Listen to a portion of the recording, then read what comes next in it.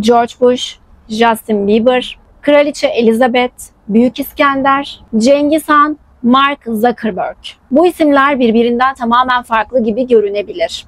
Ama bazılarına göre ortak bir noktaları var. Sürüngen derili, şekil değiştiren, insan kılığına girmiş, gizli bir türün üyeleri olabilirler. Reptilyan ırkı. Mukaddes Başdil isimli bir hanımefendinin çok büyük bir iddiası var. Önce onu dinleyelim. Buradaki reptilyanları nasıl tanırsın? Bir kere öncelikle göz bebeklerinden anlaşılır. Sadece yeşil ve mavi gözlü olan herkes reptilyan değildir ama göz bebekleri biraz daha dardır, yukarıya doğrudur, yuvarlak değildir. Ayrıca şuralarda 3 tane kemik çıkıntısı olur. Güldükleri zaman ortaya çıkan, öfkelendikleri zaman ortaya çıkan kemik çıkıntılarını görürsünüz.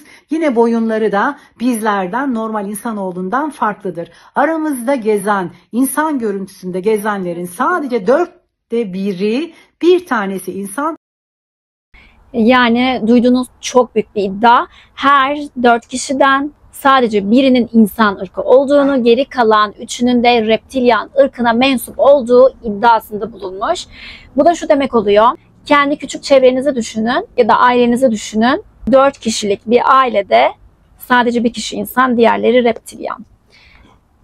Peki videomuza devam edelim. Yorumumu sonlara saklayacağım. Ülkemizde de bu konuya ilgi çok fazla. Hatta bu sabah genellikle YouTube videolarını izlediğim ve beğenerek izlediğim Seda Akgül de bu konuya değinmiş. Videoyu tesadüfen izlerken kendimi gördüm. Bana sürpriz oldu ve gurur duydum. Bu konuyla alakalı videolar daha önce de yapmıştım. Şimdi sizlere o videoyu da göstermek istiyorum. Zamanlara kadar birçok çizimler yapılmıştır onlarla alakalı. Arkeolojik kazılarda da sıkça rastlanılmıştır. Japonya, Yunanistan ve Mısır'da hep sürüngenlere benzeyen insanımsı varlıklar resmedilmiştir. Bazılarında gövde insana benzerken alt kuyruk sürüngen, bazılarında kafatası ve tüm vücut insansı sürüngenleri andırmaktadır. Peki onlar gerçekten yaşadı mı? Hala yaşıyorlar mı? Konuyu araştıran uzmanlara göre reptilyanlar önceden mağaralarda yaşarlarmış ve bir halkları varmış ve zamanla mağaralardan çıkmışlar. Daha sonraki arkeolojik kazılarda onlara ait bulgular bulunmadığı için bu durum daha da şüpheli ve gizemli bir hal almış ve onların tamamen insana evrilip evrilmediği araştırılmış. 2010 yılında Teksas'ta bir hastaneye göğüs ağrısıyla gelen bir hastanın... Evet, burada da daha önceden reptilyanlar hakkında yaptığım bir video gösterildi. Şimdi şöyle bir giriş yaptıktan sonra esas size anlatacaklarım var. Ve bu size anlatacaklarım eminim ki Türk kanallarda çok fazla konuşulan konular değil reptilyanlar hakkında ve bu videoyu sonuna kadar izlemenizi tavsiye ediyorum. Fikirleriniz değişecek ve yeni şeyler öğreneceğinizden çok eminim. Videolarımı yaparken ben size araştırdıklarımı, farklı kaynaklardan araştırdıklarımı birleştirerek sunuyorum ve bence bu kanalın en önemli özelliklerinden biri, size kendi fikirlerimi dayatmıyorum. Araştırdıklarımı objektif bir şekilde anlatıyorum ve bu benim fikrimdir diye de ayrı bir şekilde size sunuyorum. Kendi yorumumu kısaca ve sizlerin değerli yorumlarını da bekliyorum, merak ediyorum. Şimdi bu reptilyan teorisine birçok kişi inanıyor. Hatta ki 2013 yılında Amerika'da yapılan bir araştırmaya göre Amerikalıların %4'ü reptilyan bir ırkın olduğunu ve bu ırkın dünyayı yönettiğine inanıyor. Yani her 25 kişiden biri reptilyan ırkına inanıyor. Bu da çok az değil. Araştırmanın 2013 yılında yapıldığını düşünerek şu an daha çok konuşulduğunu düşünerek eminim bu oran artmıştır. Peki reptilyanlardan hep bahsediyoruz, konuşuyoruz, nasıl olduklarından bahsediyoruz. Bu konuları bu videoda değinmeyeceğim. Zaten çoğunuz biliyorsunuz. Ben daha az bilinen ve belki de Türk kanallarında pek konuşulmayan reptilyan mevzusunun ilk çıktığı, ilk esinlenildiği ve yayıldığı konudan bahsetmek istiyorum. Çok şaibeli bir konu. Ne demek istediğimi anlayacaksınız. Bu arada videolarıma ciddi emek harcıyorum. Lütfen videomu beğenmeyi, yorum yapmayı ve abone değilseniz abone olmayı unutmayın. Şimdiden teşekkür ederim. Her şey 29 Ocak 1934'te Los Angeles Times gazetesinde yayınlanan bir haberle başladı. Mühendis George Warren Shufeldt, Fort Moore tepesinin altında kertenkele halkına ait bir yeraltı şehri keşfettiğini iddia etti. Hatta ki radyo X ışınlarıyla bu yeraltı tünellerini incelediğini, tünelleri görüntülediğini ve bu tünellerin yerin altında altın tabletlerle dolu şehirlerin olduğunu iddia ediyor. Aslında bu yazılarını birazcık da hikayeleştirmiş ve bu konuyla alakalı yerli Hopi kabilesinden bir şefle görüştüğünü söylüyor. Bu yerin binlerce yıl önce, 5000 yıl kadar önce sürüngen olarak tabir ettiği bir halk tarafından inşa edildiğini iddia ediyorlar.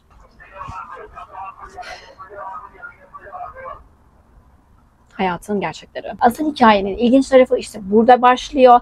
Çünkü Shufelt aynı gazetede tam da bir sene önce kayıp altınlar ve hazineleri arayan bir yazı dizisi de yazmaya başlamıştı. 1933'te gazeteye göre Shufelt ve bir arkadaşı ellerinde koyun derisine çizilmiş bir harita ile Los Angeles'ta altın aramış. Hatta bu keşif için fon toplamaya çalışmıştı. Ama tüm aramalar başarısız oldu.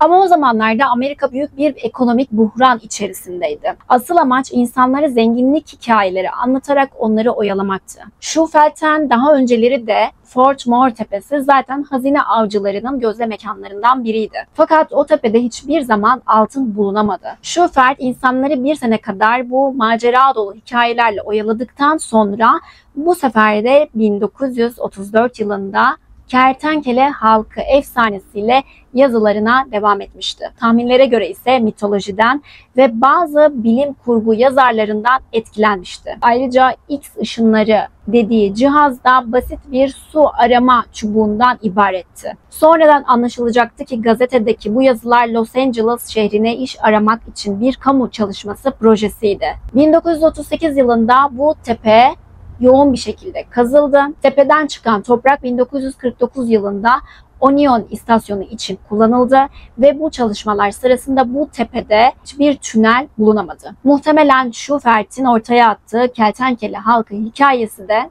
umutsuz bir dönemde ortaya atılmış, pazarlanabilir bir masaldı. İşte reptilyanların ilk ortaya çıktığı hikaye bu şekilde. Ama bu komplo teorisi sadece bu hikayeden gelişmemiştir. Bu teoriyi savunanların ve benim de daha önceki videoda anlattığım teoriyi savunanların kanıtlarından bir tanesi arkeolojik bazı kalıntılar. Yani Ubaid figürleri. Bugün Irak sınırlarında yer alan Mezopotamya'dan çıkan ve Ubaid figürleri adı verilen 1920'lerde arkeologlar tarafından muhtemelen sıkıcı bir seramik adam figürü olarak tanımladıkları bu heykelcikler reptilyan teorisinin favori kanıtlarından biriydi. Uzun ince gövdeli, kahve çekirdeği şeklinde gözlere sahip, küçük burunlu ve ürkütücü bir şekilde sürüngenimsi görüntüdeki bu heykellerin bazıları bebek emzirirken, bazıları dua ederken tasvir edilmişti. Ama yüzlerindeki insan dışı ifade onları diğer heykellerden ayırmış ve komplo teorilerinin baş kanıtı haline getirmişti. Araştırmacıların çoğu bu figürlerin dini törenlerde kullanılan maskeleri, şamanları veya tanrısal varlıkları temsil ettiğini iddia ediyor. Ancak yazılı metinlerde herhangi bir açıklama yok. Daha doğrusu bu figürlerle alakalı yazılı metinler yok. Bu da onları tam anlamıyla bir gizem haline getiriyor. Bu figürlerde reptilyan teorisini destekleyenler için altın değerinde. Peki bu teorinin nereden çıktığını öğrendik. Bu teorinin bizim popüler kültürümüzde yaygınlaşmasını sağlayan kişiden de bahsetmeden olmaz. David Icke ve kraliyet sürüngenleri. Bu fikir 1990'lardan İngiliz komplo teorisyeni David Icke tarafından ortaya atıldı ve küresel hale getirildi. Icke'e göre reptilyanlar başka bir yıldızdan geldi, insan formuna bürünerek kraliyet ailelerine ve elit sınıfa sızdı ve dünyayı yönetmeye başladılar. Bush ailesi, İngiliz kraliyet ailesi ve tabii ki de olmazsa olmaz Rothschild ailesi bu listede yer alıyordu. İlke göre bu insanlar insan etiyle besleniyor ve çok karanlık amaçlar için insanları kullanıyorlardı. Peki mitolojide ve eski anlatılarda yılan ve sürüngenler nasıl yer almıştı? Nagalar. Muhtemelen çoğunuzun ilk defa duyacağı Nagalardan bahsedelim. Hindistan'da yer altında yaşadığına inanılan kutsal yılan insan varlıklardır. Güney Asya mitlerinde Nagalara bakacak olursak M.Ö. 8 veya 9. yüzyıla dayanan Hint destanı Mahabharata'ya dayanırlar. O zamandan şimdiye anlatılar şekillendi ve bazen kutsal yılanlar, bazen yarı insan, yarı yılan şekilde tasvir edildiler. Tek bir formlarının olmaması ve dönemlere göre şekilleniyor olması onların gizemini ve büyüleyici efsanevi varlıklar olmasını daha da güçlendirdi.